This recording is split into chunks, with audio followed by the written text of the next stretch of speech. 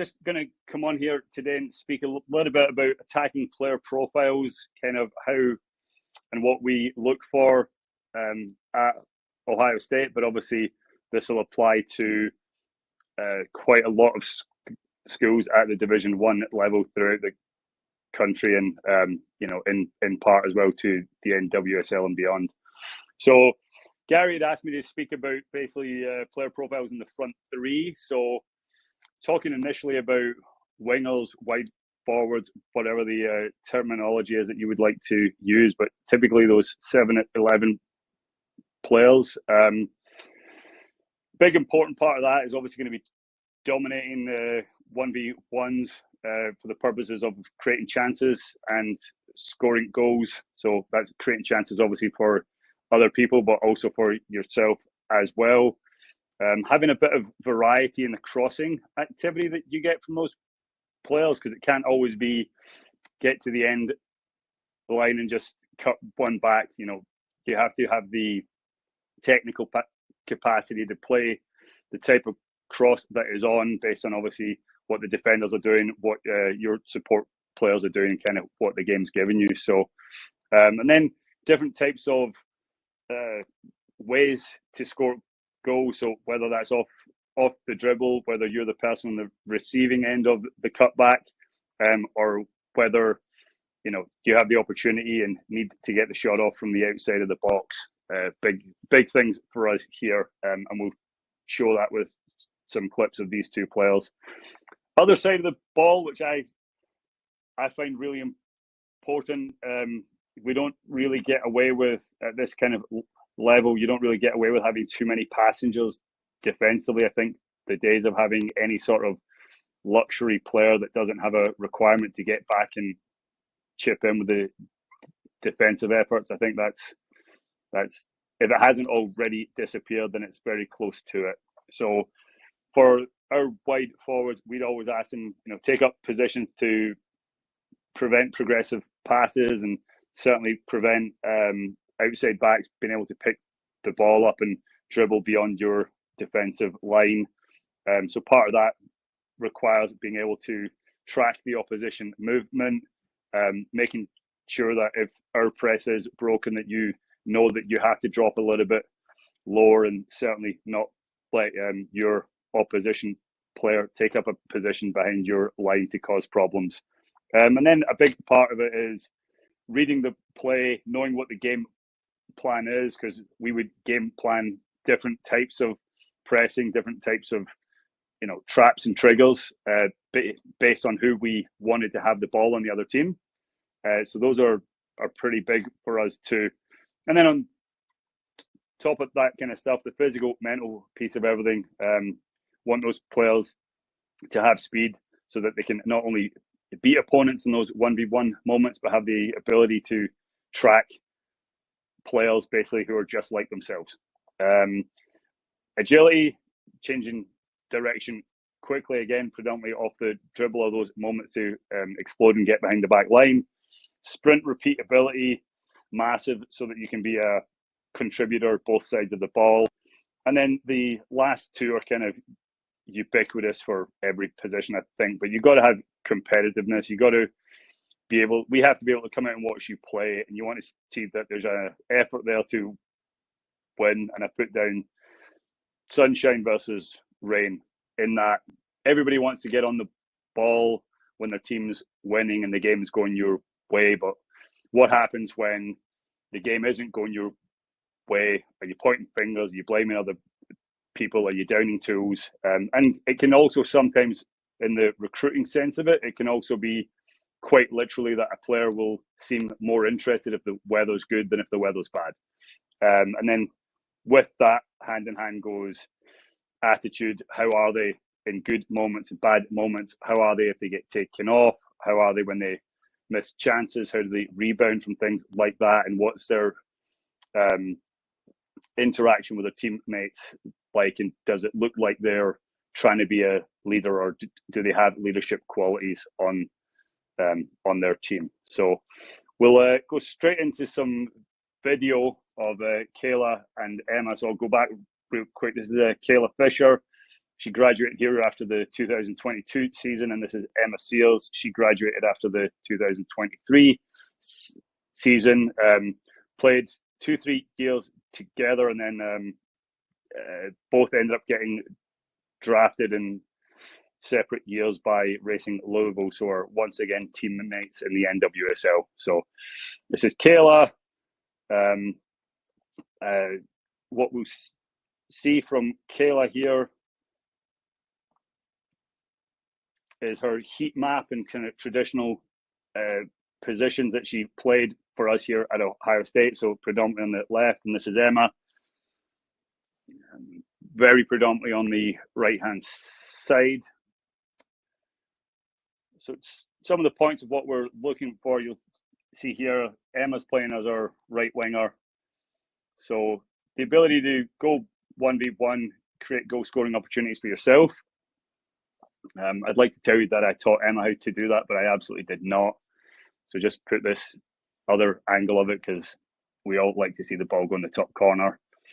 So other things, this will be Kayla now,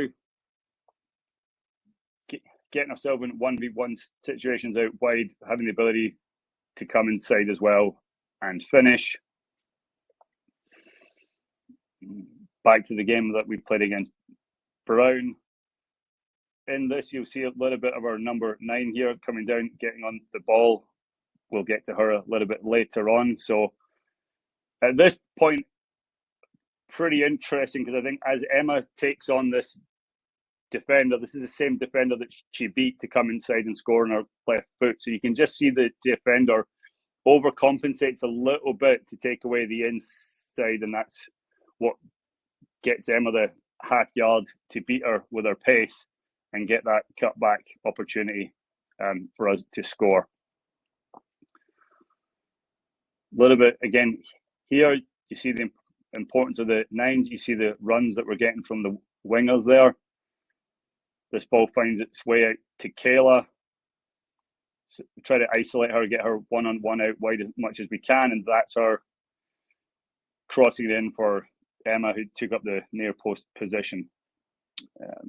This game here against Central Florida, so important to get yourself moving in attack just in those moments of transition. So that's Kayla putting it across the face for Emma to score. And then shortly after that, we ended up in the exact same situation, just roles reversed. So this is Emma now on the left-hand side, takes on the defender, left-footed cutback, and then there's Kayla on hand to score there.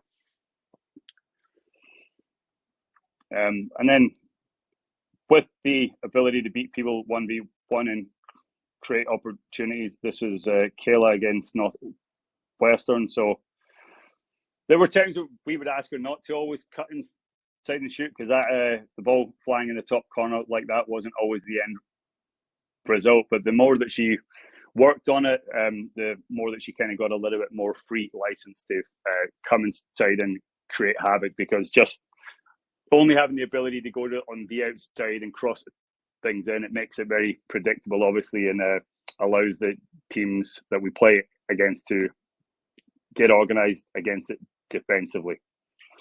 So defensively,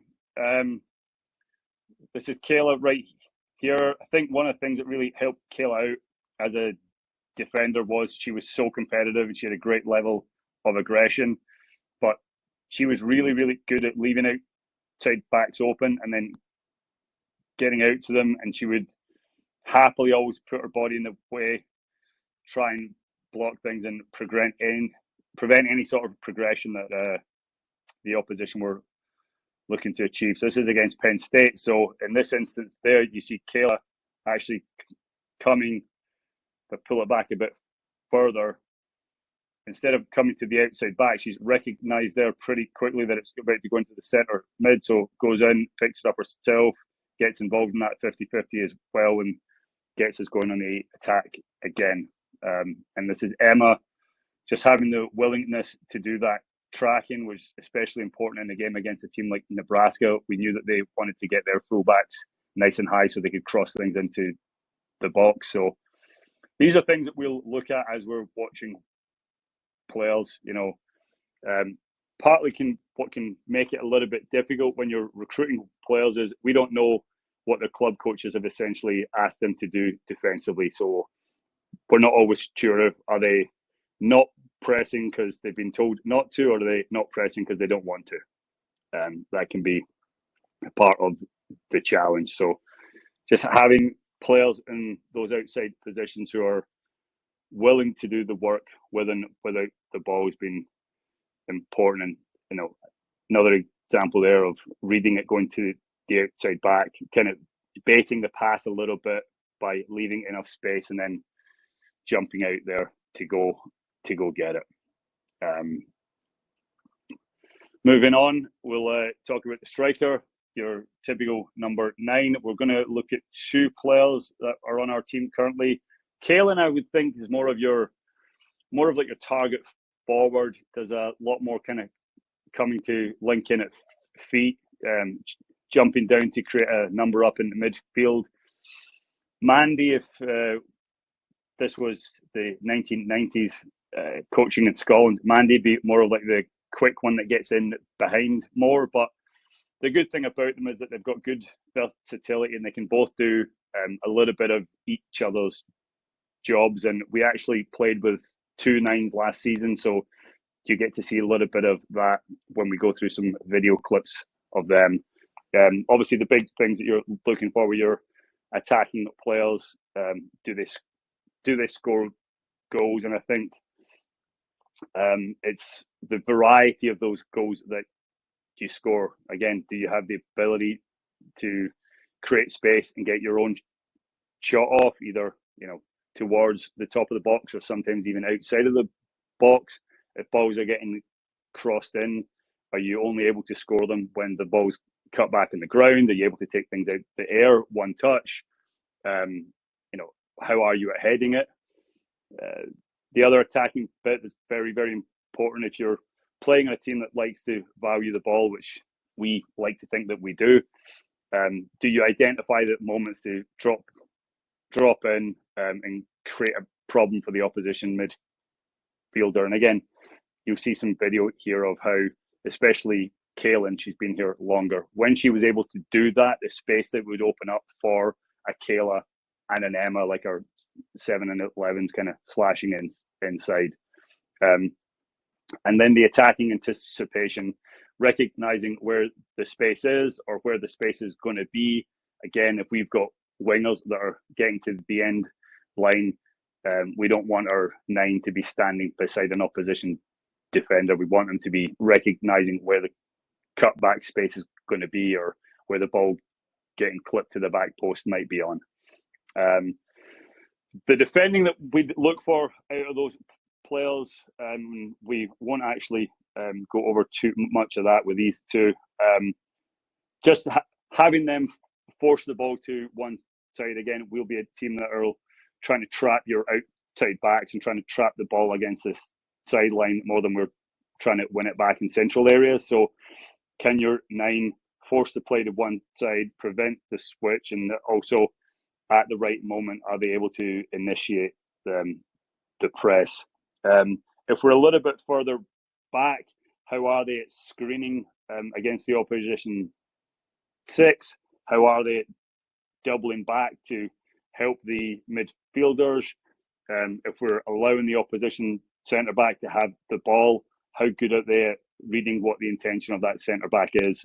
Again, so that they have the ability to step in and block and intercept and things like that. So with that is the anticipation. So especially as we're transitioning from defending to attack, we want to see a 9 that recognizes when we're about to win the ball, and instead of taking that opportunity as a break or to rest, are they identifying that as a moment that they can come and get on the ball to kind of facilitate us getting out on the counter attack? So a lot of that will be, can they drop down and pick up the ball and be the diagonal outlet that we quite often look for in those moments of transition.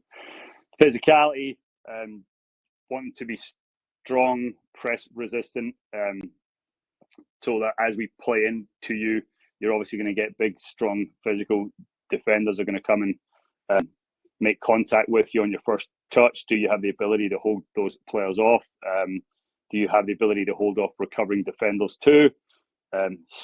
Speed in every position obviously helps, but more so I think with the 9, it's the timing of the movement and the explosive movement. So it's the speed and the anticipation of when you should go relative to the pass coming. Level of aggression is required, because if we're going to be crossing balls in the box, we want to know that you're actually going to go and challenge for them. You're not going to let the opposition defenders push you out the way, get to the balls before you, things like that. And just like with the winger position, we always look for players who have got the right competitive mentality and the right attitude to be good teammates as well. So with Kaylin here and Mandy, we're just going to go and look a little bit through some of their attacking moments, and we'll leave their defending for just now.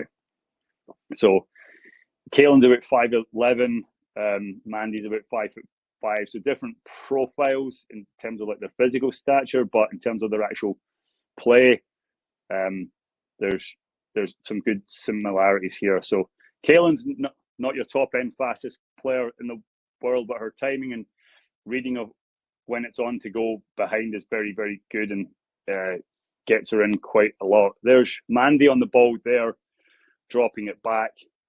Does a good job of moving into support position under Kaylin, who recognises it's on to play. And then in those situations, you have to have the ability to take advantage and score the goals.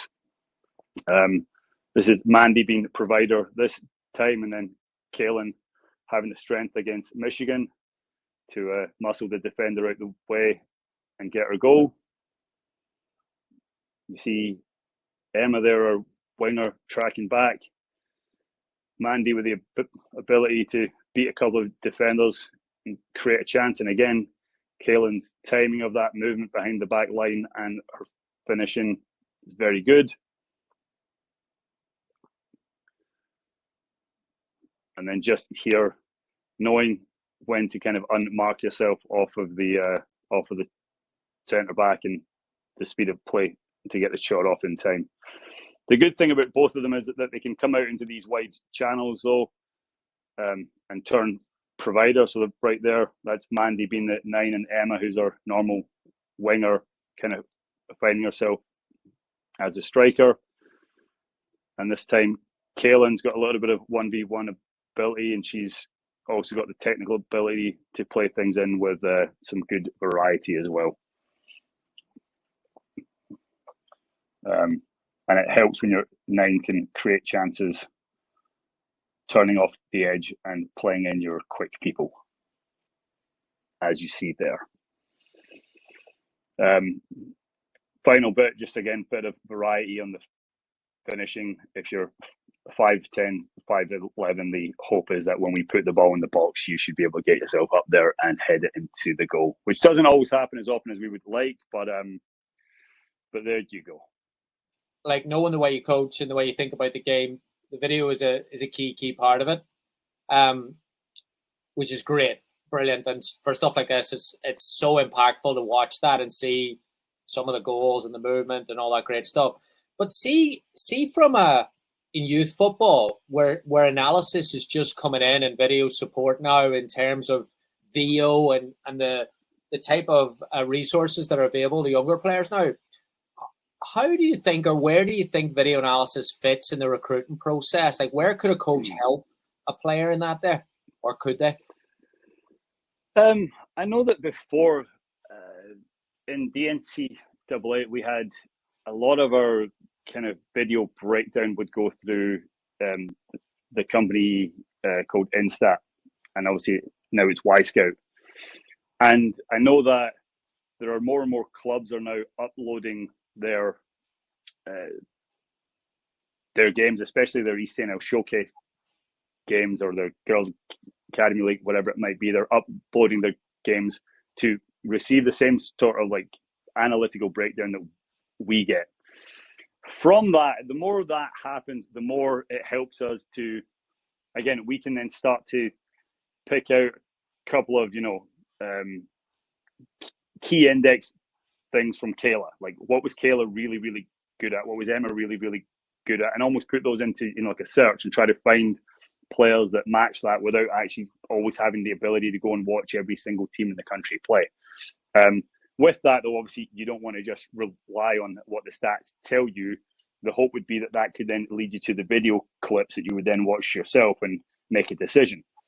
For the actual player themselves, looking at their own development pathway, you would hope that they're following the college game or they're following the NWSL game. So they, in turn, would be looking at the same stuff that we are. So you might get somebody that plays at Surf that's like, well, Kayla Fisher's really good. How am I compared to her? And then they start going and, well, my dribble success percentage isn't as high as hers. Let me go watch the clips of my unsuccessful dribbles and try to figure it out. Am I dribbling into two people when I should be finding the pass? And just, again, that's where I think the coaches can really help facilitate that development as well. Because you might, depending on the age group, the player might not know what their kind of modality is for improvement. Brilliant. I took a lot of notes there. First one, and this was surprised me. Like, I obviously knew about Kayla and Emma, and I would, although they play different side of the pitch and they're different types of players, I initially thought they fit quite a similar profile in terms of directness. But then your two nines are completely different. You said different physical profiles. Yeah. So how does that work from a recruiting process? What does an Ohio State nine have to have if there's different physical profiles?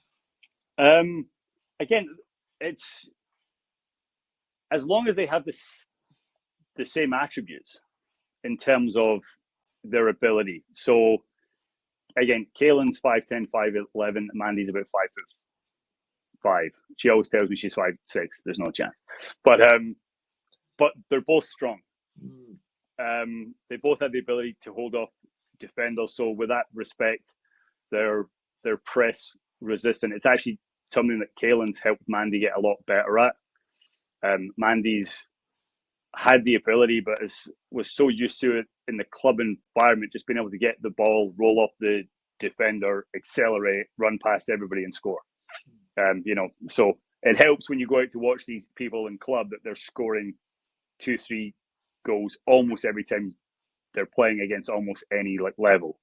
Kaylin was a player that was in the youth national team, like under 16 and under 18s, and Mandy was, if not every year, close to the top goal scorer in the first 2 years of the Development Academy League, and then just kind of continued that through to when she played in the ECNL as well. So again, you think about the position. You don't necessarily want someone of a specific height and build. You just look at it again from the positional profile that I just showed you kind of a glimpse of. Do they meet these criteria? Do they only have the ability to run in behind, or are they going to actually help us in the build-up? And again, just the advantage of that is when you get players who come in and they're really, really strong at one of those. Again, Mandy was more of the run behind. Her ability to come and help in the build-up plays improved enormously.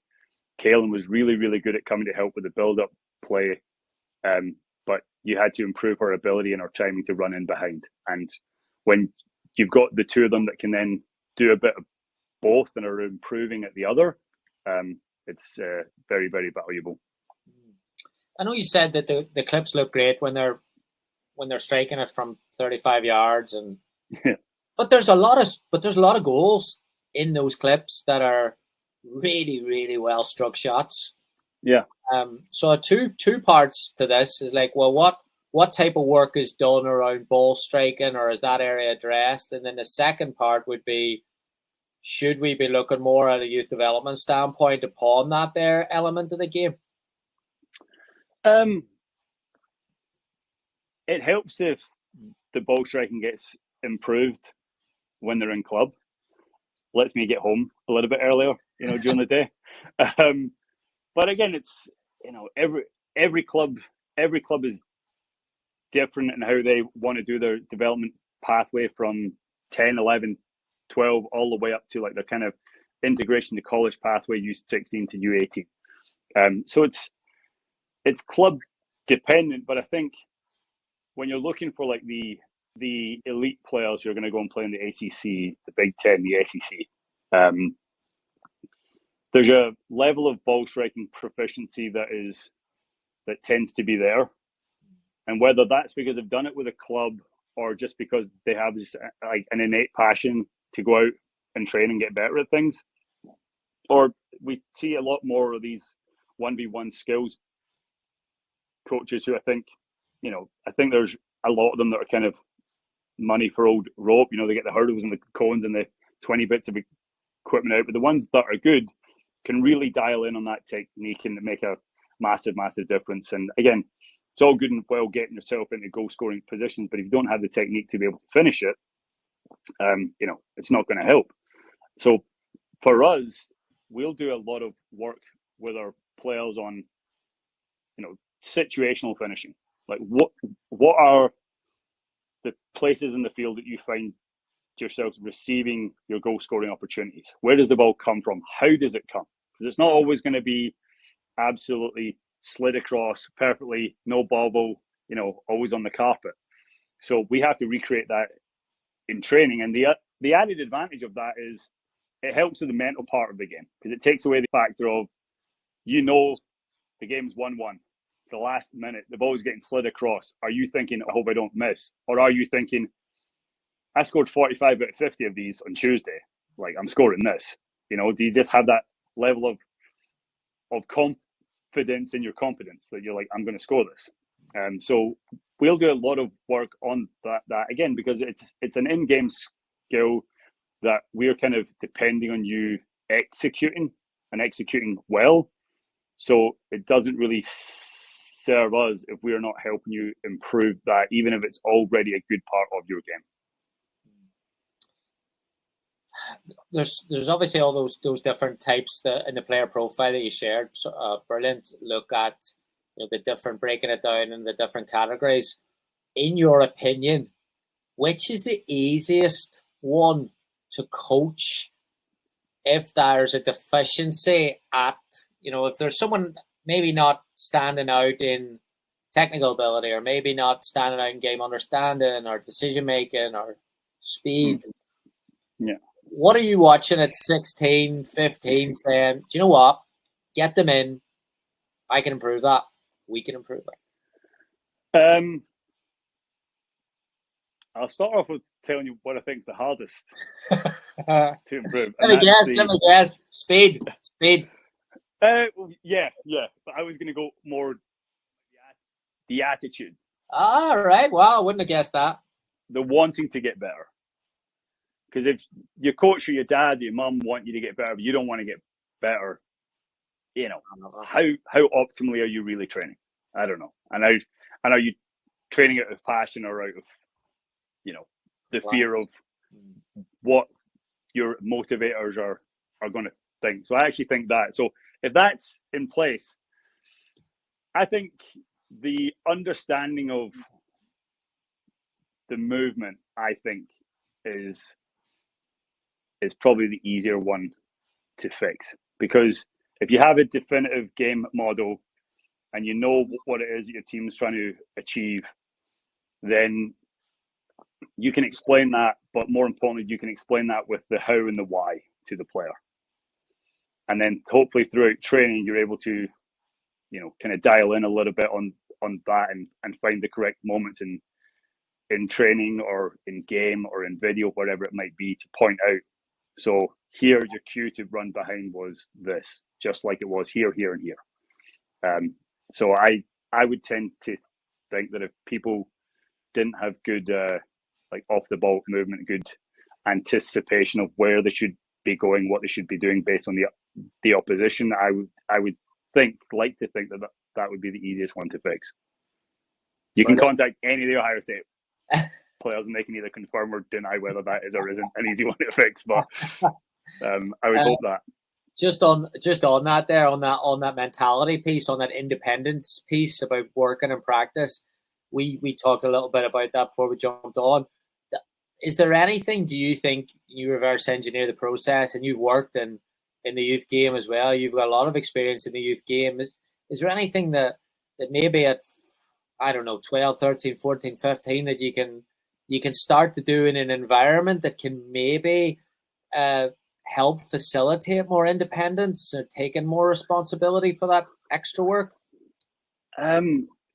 Making things more competitive, not necessarily from the point of view of keeping score of the actual, whether it's a 77 game at 989, whatever it is, but more making it a competition in training. If you're doing a finishing exercise, if you're doing, some sort of passing, small intricate passing movement that, last pass is you having to fire the ball like one touch into a mini goal, and everybody gets, 10 goals at that, and then let's keep track of how many everyone scores. Because I think people's innate competitiveness that they either do or don't have, but if they have it, that's going to, if they're not the best at that, it's going to drive them nuts. And then the next thing that they're going to want to do is it's going to drive them so nuts that they're going to want to go out and work on it in the basement or the backyard or whatever it might be. So to me, doing things like that is just a way to facilitate players understanding that there's something in the team that other people are better than them at, especially if it's something that everybody has to kind of be good at. So taking a touch, playing an accurate pass, everybody has to be able to do that if you're trying to play at a good level. So finding things like that kind of put a little bit of the onus back on, we don't necessarily work on specifically this one pulled out skill, but we've now done a little competitive game on it. You're coming the middle pack of the team. You're the fastest, you're the strongest, you're the best dribbler, you score all the goals, but you're not good at this. Does that annoy you enough so that you can then go out and actually work on it and get better at it? Are you looking at stuff like that in the recruiting process? Like when you talk to the club coaches and you've got some serve players, you've had some serve players, like when you're talking to coaches, what type of conversations are you asking about personality, character, those types of mentality questions? Well, I think I've got most experience of watching Bay Area surf and the San Diego teams as well, and it's obviously it's a very clearly identifiable way of playing. So within that, especially from a year-to-year basis, you might get new players coming from outside the club to join one of these top teams. Conversations with the club coaches will be how easy did they integrate into the system? Was it new, learning? Was there any pushback? Especially if they're of that more kind of recruitable age. But then just, do they ask questions? How receptive are they when you tell them they've got to get better at something?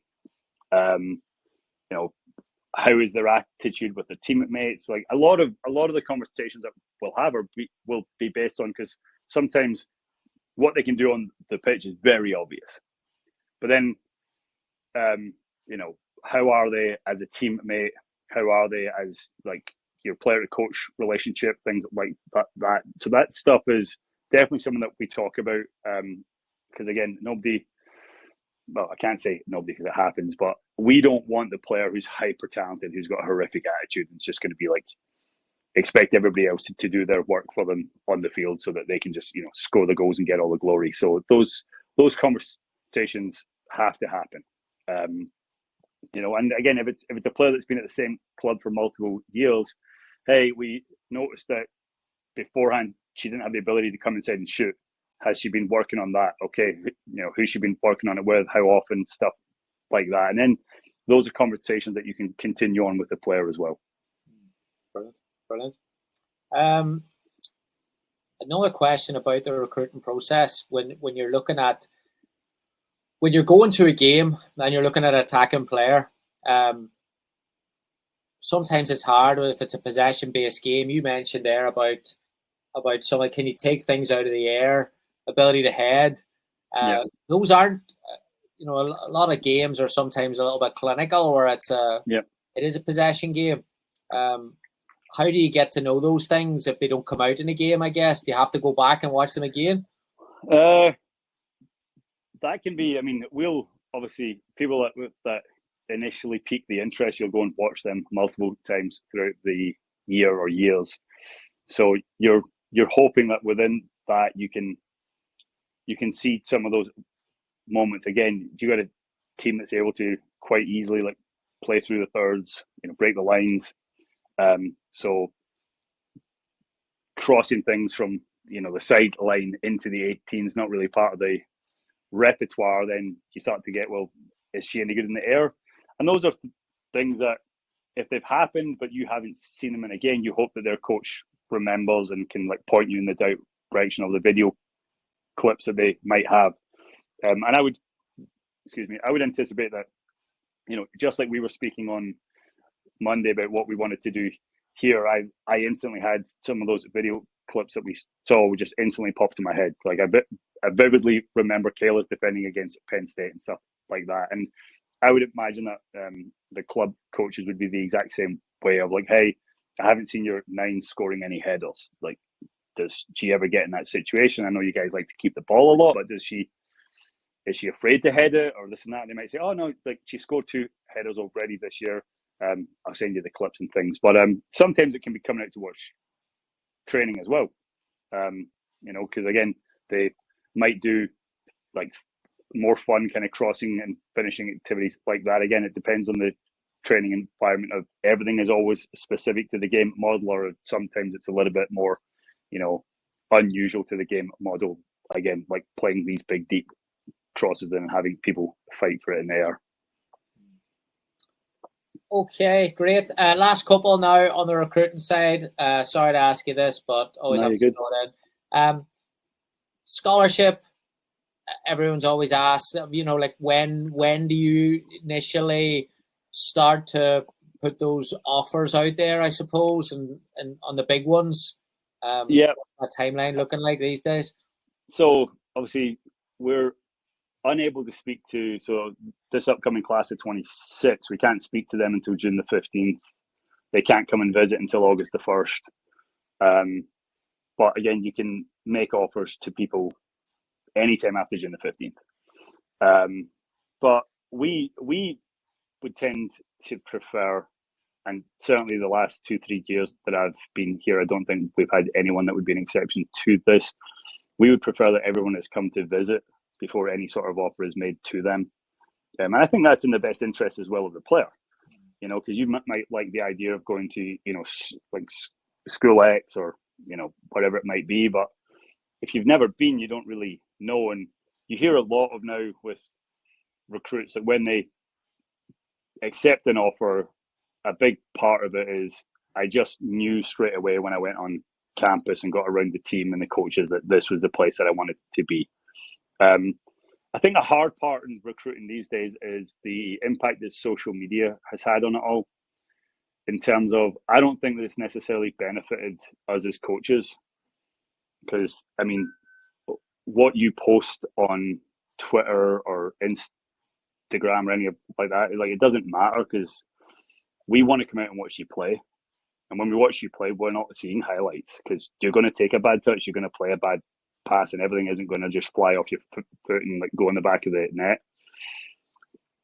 So, I don't think it's necessarily beneficial. Sometimes I think of it as it's taking away time that you could be out training.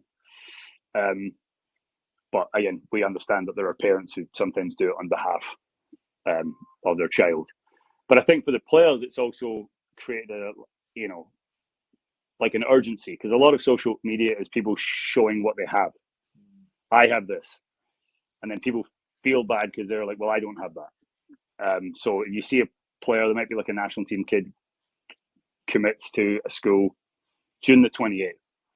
Now everyone on her team and the people who are kind of her cohort on the national team are all like, oh my goodness, how does it look if I haven't yet? And, do I need to hurry up? Do I rush it? And I think the people who find the most enjoyment out of the process and then the kind of culmination of their years is the people that actually take the time to do it correctly, and they don't get attached to it's got to be Division 1, because there are now 348 Division 1 schools, and I can assure you that they are not all created equal.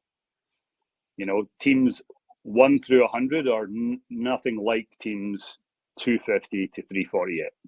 So, and within that, there are Division 2 teams that have better facilities, are better academically, are better teams than some of the Division 1 teams, and that goes for Division 3 and NAIA as well. So, again, I think social media has created a lot of, people going for what's going to get them the biggest wow factor. But if you take a walk-on spot at a Power 5 school, a term I absolutely hate, by the way, but at a Power 5 school, because it will look better and it will make you feel better than taking the 60 to 70% offer at the mid-major school that really wanted you, what's ultimately going to happen is you're not going to play, usually.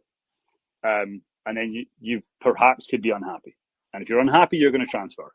And now you're transferring and trying to get recruited by schools who may not necessarily have the scholarship money that they would have offered you during your recruiting process, because we're now 2 years further on down the line. So again, that's, everyone's timeline's different. We try to get to know the player and the parents as much as possible, because sometimes the parents can be the red flag if the player isn't. But yeah, I think everyone's timeline is different. What everybody needs versus what they want, they need to be in a position that they can try and figure that out for themselves too. I know the standout players are probably the easier one for coaches to facilitate when you go to Bay Area or you go to whatever tournament and you say, number 27 there.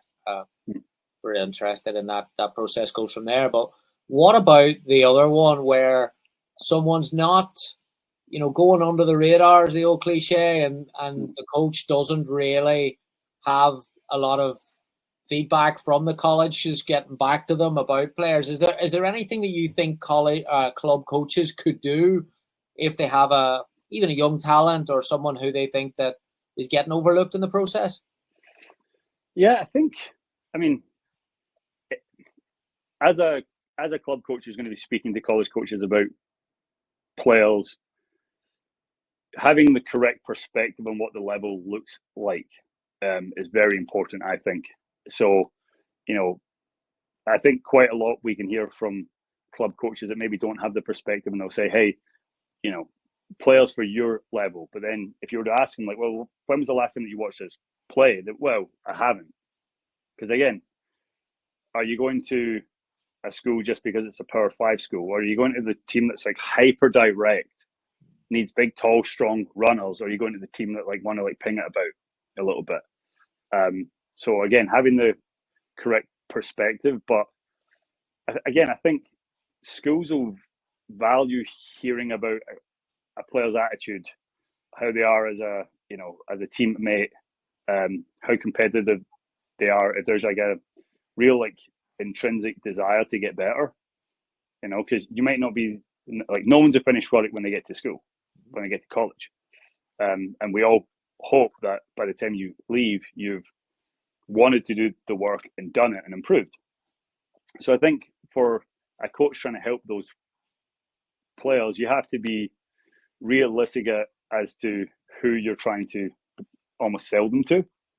But then on top of that, I think, again, I can't speak for everyone, but sometimes there's a real benefit in going to an ID camp. But you got to figure out what kind of ID camp is it. Is it a 100-player ID camp? Or is it a 30-player ID camp? We'll do ID camps here in the spring and they're capped at 40, but often they're really capped at 32. Again, mainly because I don't want to be sitting trying to go through every player. I'm trying to get home at the end of the day, otherwise my wife is, But are you going into an environment at a school where they maybe haven't seen you play that much, but now you're going to go there and you've got 2 or 3 hours of playing in front of them where you can try and impress? But is it an environment that actually allows you to do that? And I mean, I think we've had a player almost every year that were kind of like that, a little bit under the radar. We've got a player from LA, very under the radar, had been out for a long time with an injury. Coach contacts us, hey, I think she's like worth you coming out to have a look for the players that you would need in that like 6th position. She's really good at these 2 or 3 things. She needs to improve these, 3 or 4. So you come out, you watch her. She came to an ID camp with a lot of like really, really highly touted players in her class and just hammered everyone. And is now part of her team. Started a lot of games last year, and we've got another one coming in this upcoming year. I'd watched her team play, but I'd never really noticed her. I'd watched them play like 3 or 4 times. Maybe it's a bad indictment of my ability to judge talent. I don't know, but I'd watched her team play about 3 or 4 times. Never written a single note either way, And I would generally take notes if you're definitely not good enough, or if you really are. The in between people, you tend to not, or I tend to not take down that much. But she came to again our ID camp in July, and this was you had multiple national team players there, and players that were being recruited by everyone in the country. And she came in and just the players who were at the camp were like, who is that? Because she was so good. So we look forward to her joining us here in a couple of weeks. But again, just because you're not rated on Top Drawer or whatever nonsense ranking system is out there, if you have the attributes that a coach values and desires, then your early recruiting period doesn't matter as much as it does for you to find the right fit at the right time. So, did you know that coach from LA that called you? Did you have a relationship with that coach? I actually didn't. Oh, wow. I didn't, but I suppose I had a bit of a relationship with somebody else that worked in the club. Okay. And we'd actually been speaking about recruiting at an East TNL event a couple of weeks before I went out to watch her play. The girl who's coming this summer, their coach was actually he was in my UEFA A group, so I got to know him through that. And again, he would ask me for feedback on players, and I would always be like, I would tell him the 1 or 2 kids in his team that I thought were of our level, and then he notified me that she was coming to camp, and he was like, just try to pay a bit of attention to her as much as you can. As it turned out, I didn't have to, because she was the best player at that particular camp by a mile. So, yeah, I mean, again, sometimes the relationship helps, and again, that helps you trust people's opinion, because there is also the other part of that. If you're going to get coaches that you don't know, and they're like, hey, this kid's really good and she's elite and this and that, you come out and watch her and she's just not at all. But again, it's relationships help, but more so like, is there actual genuine substance to the reason why you think that player is worth having a look at?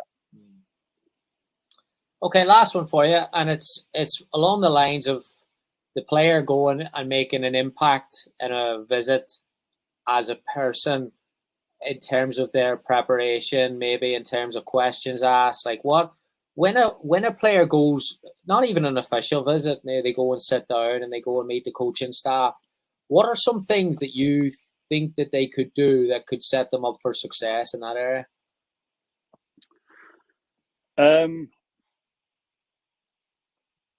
Having pre-prepared questions is always valuable, but also having the ability throughout the tour to think, there might be something that we might explain.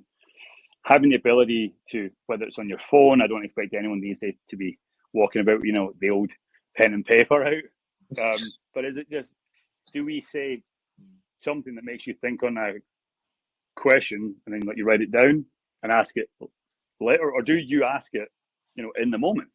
Are you coming and we're doing like the facility tour here, and we're talking about the sleep deprivation tanks and the hyperbaric chambers and all of that stuff that we have?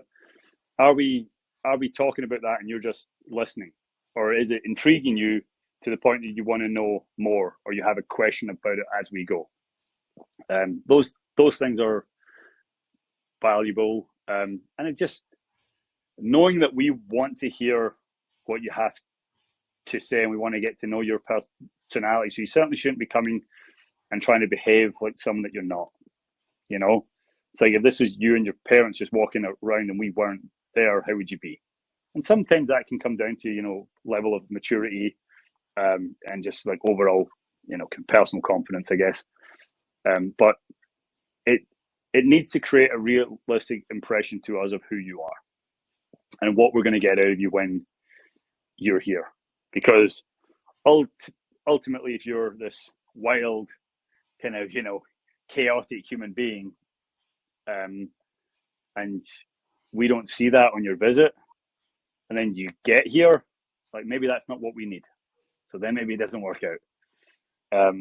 But again, you know, again, I think the parents can have a big impact. Are they trying to do all the talking? Are they trying to tell us how good you are at soccer? Well, you're here on a visit. We already know, and we already have our opinion of how good you are at soccer. So knowing that it's the players' visit, and a lot of it is designed for them to get to know us and for us to get to know them, and within that, they have to be able to, you know, have the conversation and carry on part of the conversation with you. And again, that even starts on June the 15th when you have the initial phone call, because sometimes you can speak to players and you think you're speaking to a 25-year-old. Sometimes you speak to players and, you know, you ask them a question. They answer you with 2 words. It's just the process has to be able to be reciprocated both directions, because ultimately when you come here and we have to sit down and I need to explain to you, or we have to explain to you about the good parts of your game and the bad part, you need to be able to ask questions on the fly, and you need to be able to like have that kind of 2-way communication. Fantastic. Great way to finish. Gavin, top class. Presentation brilliant. Q&A, very informative. Loved it. The first guest on the Surf Nation webisode, first college guest. Honoured, mate. You know, absolutely honoured. Brilliant. I thank you so much. Much appreciated, Gavin. All the best, mate. We'll speak soon. Thank you. Thanks, everyone, for joining us. We'll see you soon.